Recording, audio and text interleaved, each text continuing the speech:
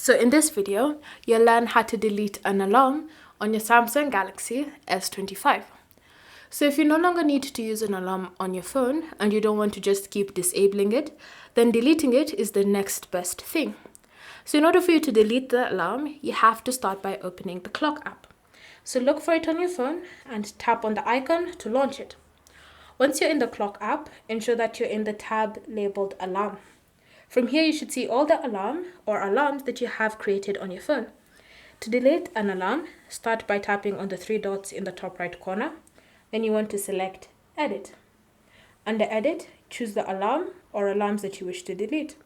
If you're erasing all the alarms in the list, just tap on All and every single alarm you have created will be selected. Once you've done that, you then want to select the option Delete.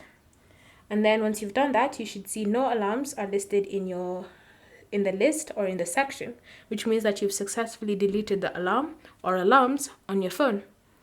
Thank you for watching. If you have any questions or comments, leave them down below and we'll get back to you.